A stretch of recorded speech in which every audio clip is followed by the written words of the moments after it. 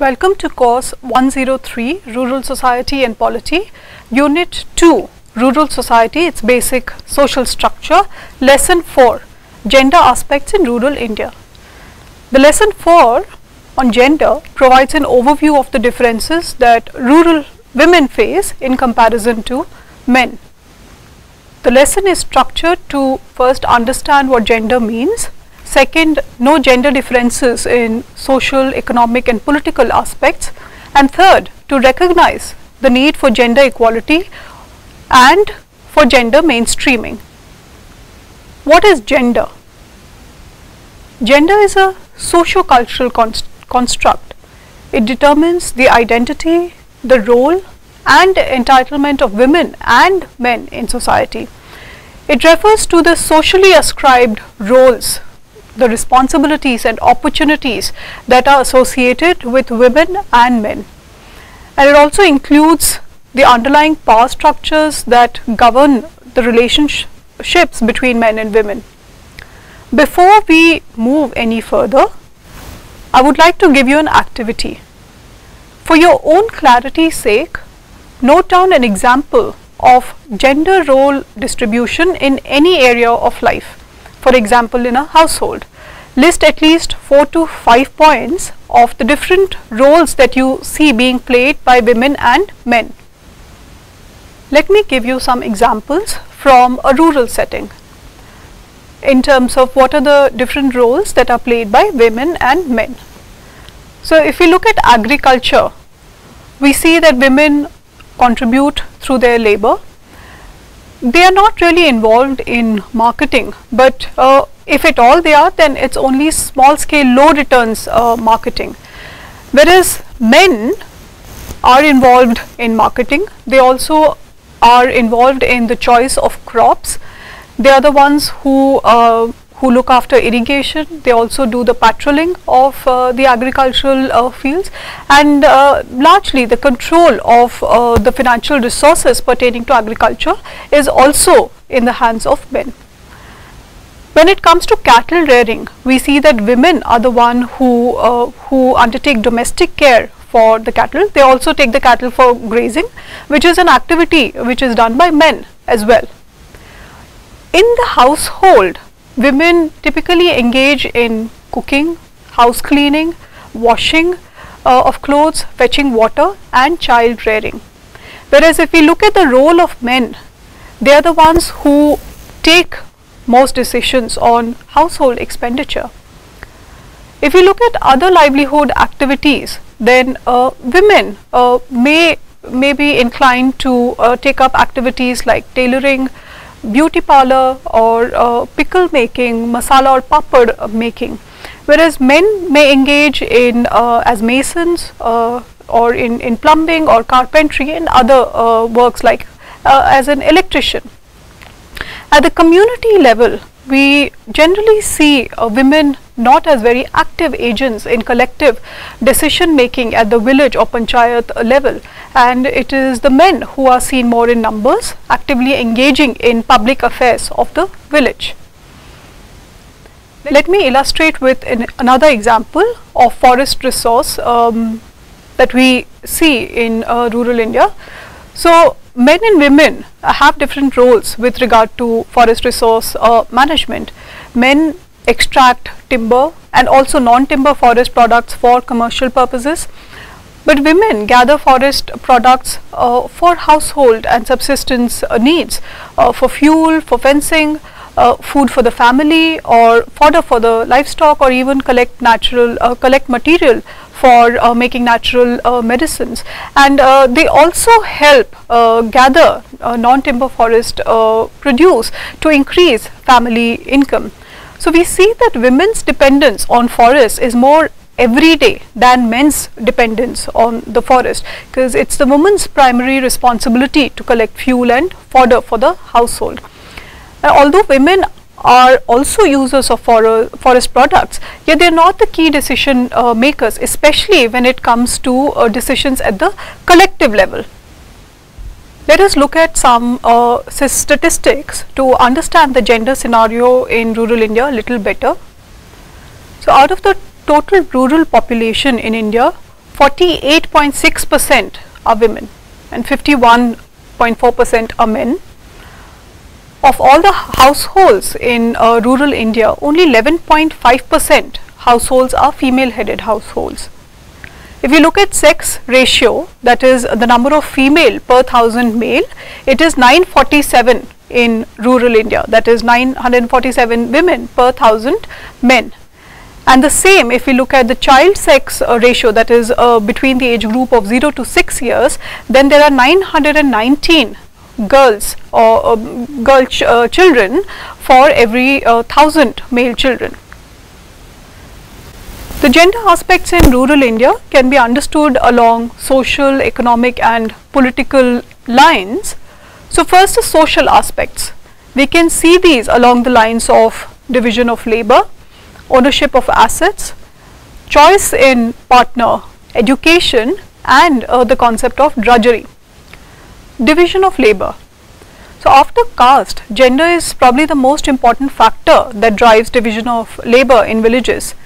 Men and women have different tasks and perform different works and roles, like we just saw with those examples, not only in the household but also in rural occupations like agriculture or other service or skill based activities. In early society, women and men perform different tasks to produce for subsistence and their needs, and both were producers of use values. But as production became market oriented, men got engaged in selling the produce and they became producers of exchange value, while women continued to be the producers of use value.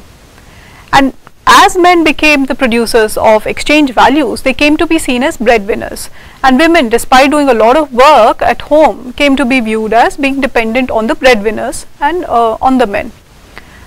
In the household, we see that men exercise control over the economic and other decisions of the household, like matters pertaining to the family, children, investments, etc.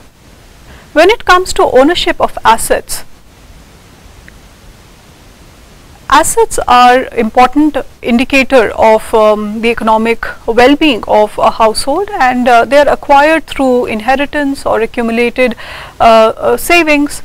And they provide a means of livelihood and also act as a security in the case of adverse economic shocks that a household may face. In rural society, very few women have ownership over land or productive assets. Historically, women have not had equality in property rights, and as a result of this, what happens is that women also tend to get excluded from access to institutional sources of credit, like from banks, because here one needs to show possession of assets, and they end up depending on informal sources of credit like the money lender. When it comes to choice in partner, traditionally women in rural India have not had the right to choose their own partners. It is a matter that has been decided by the family elders, and marriage is arranged within an endogamous group where caste plays an important role. The average age at which women in rural India get married is about 21 to 22 years, which in the case of women in urban areas is 23 years. Education. About 56.8% of rural women are literate. This is much lower when compared to women in urban areas, where the figure is 74.8%. And also, if we compare to rural men, rural women are less literate. The percentage of rural men being literate is 72.3%. This could be attributed to the attitudes towards educating the girl child. Although primary education is free and right to education has been passed, yet girls' education sees low percentage, and the dropout rate of girls enrolled in schools is more than the dropout rate of boys. What could be some of the reasons for this? So, lack of security while traveling from home to school, lack of female teachers in schools, and it is also the elder sister's responsibility to look after younger siblings at home, especially when both parents are out and have to go and earn. There's also lack of separate toilets for girls in many rural schools. So these are some of the reasons behind the high dropout rate of girls. Drudgery. Drudgery means monotonous, routine, hard work.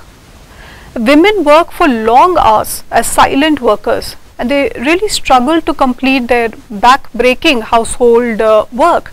They are the first ones to wake up at dawn, and they are the last ones to retire for bed. They perform chores like cleaning, fetching water, taking care of children, domestic activities for livestock, and even though they contribute substantially to the running of the household, they are not perceived as productive workers. The economic aspects to understand the gender scenario can be seen along the lines of participation in the economy, agriculture, wage pay, and losing of jobs. When we talk about the participation in economy, let us look at some figures to get an idea. About 30% of rural women participate as workforce, and of this workforce 59.3%, nearly 59% are self-employed. More than 90% of rural women in India are unskilled.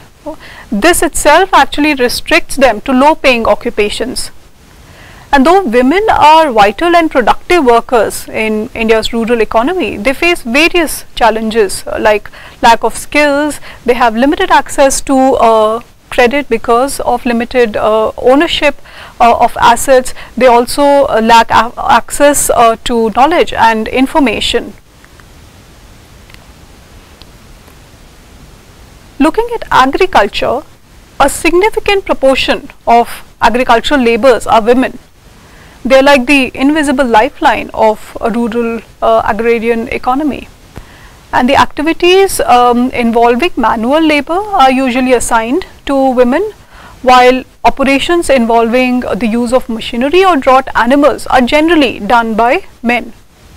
And men also remain the decision makers regarding the choice of crops, and they also play a role in marketing and control of resources, like I mentioned before. Women agricultural laborers are among the poorest sections of Indian society. Agricultural wages for women are an average 30 to 50% less than what is paid to men. Taking this further about wage pay, there is a great disparity like I just mentioned in wages for men and women. And even though these wage disparities have always existed in rural parts of India, in some spheres the divide seems to have widened. For example, in 2004-05, while men were paid 70% higher wages than women, in 2013-15 the difference rose to 93.6%. And outside of the agriculture sphere, if one considers unskilled non-agricultural work, then disparities again show. When it comes to losing jobs, we see that women are the ones more likely to lose out, especially when labor supply is more than demand. Then they are the first ones to lose out. As per data, women's employment in rural areas has taken a dip over the years. Between 2011 and 12 and 2017 and 18, 29 million rural women have vanished from the labor market. And when women no longer get long-term or better paying jobs, then they are forced to take up short-term transient work. Moving on to political aspects and women's role in participation in decision making. In India, there are policies that define membership of women in governance institutions.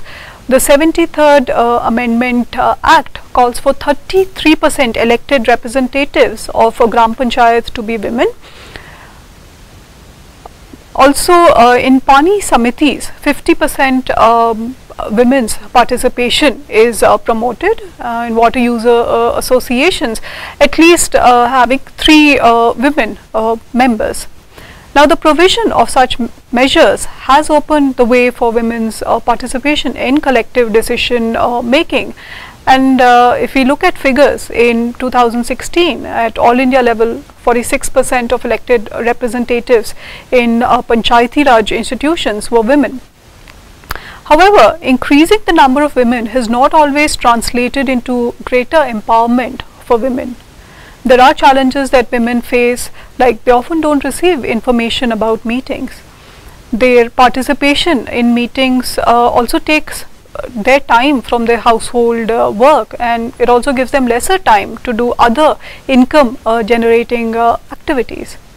But studies do show that gender influences policy decisions, and participation of women can affect policy making.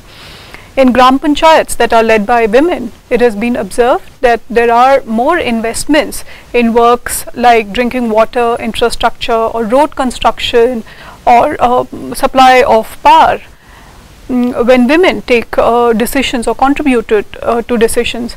This also goes to show that women's priorities are quite closely linked to their role in the household.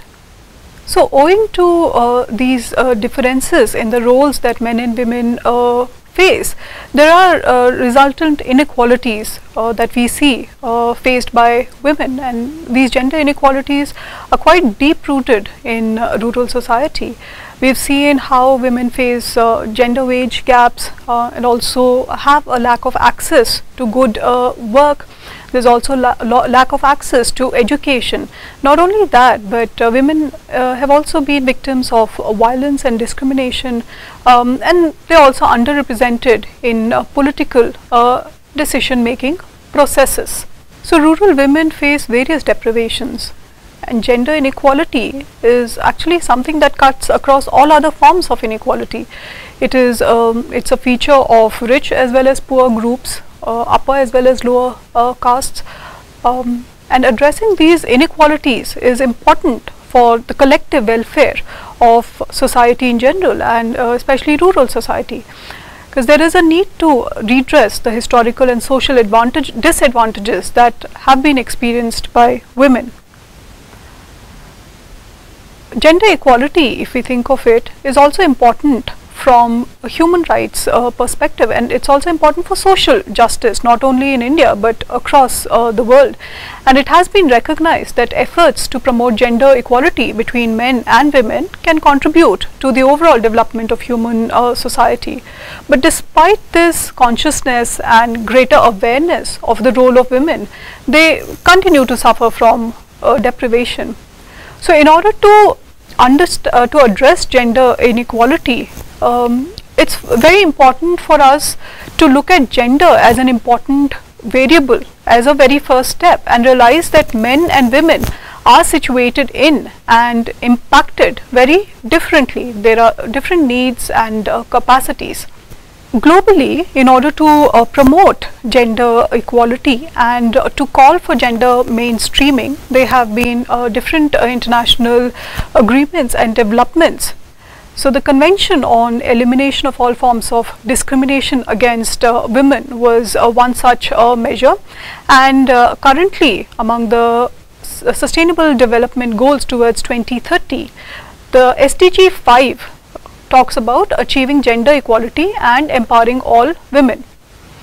In India, we see that policy measures have been taken to support gender equality and to promote women's empowerment.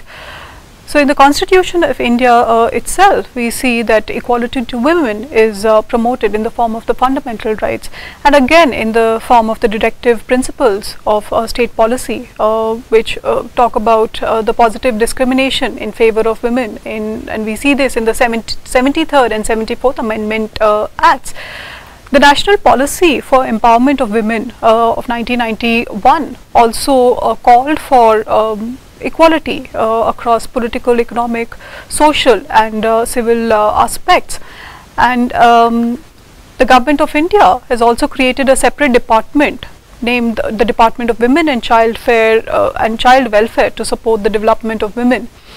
And the department essentially functions as a nodal agency in charge of planning and executing various programs for women, and it also monitors programs related to women that are carried out in other departments and ministries. The concept of gender mainstreaming is being recognized now as a key step to promote gender equality. What it means is essentially a process whereby you assess the implication of any planned action, policy or program for men and women across all levels. You make women's and men's concerns and needs integral to the design and the implementation of the policies, initiatives and programs. And such a measure ensures that men and women both benefit equally, or at least that inequality is not perpetuated.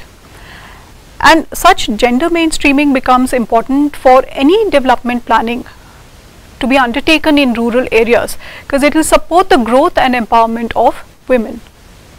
I conclude and leave you to do an activity. First, identify and define an initiative you would like to design in a village. Then use a gender mainstreaming approach for its design. That is, recognize the needs of and also the benefits for both men and women, and see how inequality for women can be reduced in your design. Thank you.